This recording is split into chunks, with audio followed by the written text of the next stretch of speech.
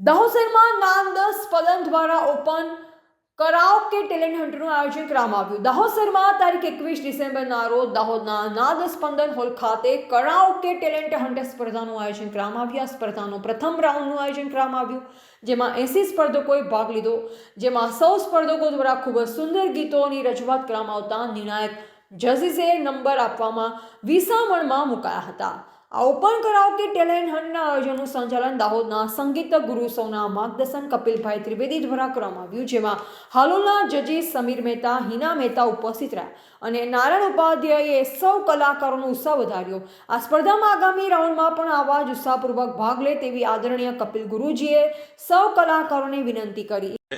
નાદ સ્પંદન પરિવાર દ્વારા એક સુંદર મજાની એક સ્પર્ધાનું આયોજન કરવામાં આવ્યું હતું, કરાઓકે ટ્રેક સિંગિંગનું, જેના દ્વારા નવી પેઢીના ગાયકો અને કેટલાક જે લોકો વૃદ્ધ શ્રેણીમાં આવતા હોય, સિનિયર સિટીઝન શ્રેણીમાં આવતા હોય એવા તમામ કલાકારો માટેનું એક કાર્યક્રમનું સુંદર મજાનું આયોજન નાદ સ્પંદન ગ્રુપ દ્વારા કરવામાં આવ્યું હતું, જેમાં બહુ જ મોટી સંખ્યાની અંદર સૌ કલાકારોએ ભાગ લીધો હતો.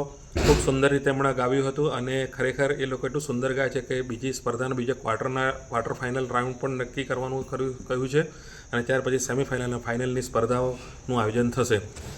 દાહોદ નગરની અંદર આ પ્રકારની સંગીતમય પ્રવૃત્તિઓ માટે નાદ સ્પંદન ગ્રુપે જે બીડું ઉઠાવ્યું છે અને એ ઉત્તરોત્તર પ્રગતિ કરે અને એ રીતે દાહોદના કલાકારો રાષ્ટ્રીય ક્ષેત્રે અને આંતરરાષ્ટ્રીય ક્ષેત્રે આગળ વધે એવી મારી શુભકામનાઓ છે. અસ્તુ. આપનું નામ? સમીર મહેતા, જજ. ઓકે.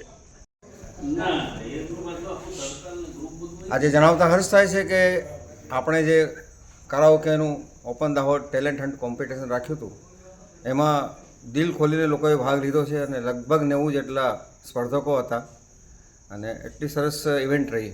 અને હવે પછીની ક્વાર્ટર ફાઇનલ અને ફાઇનલ માટેની સેમિફાઇનલ અને ફાઇનલની ડેટ ડિક્લેર કરીશું.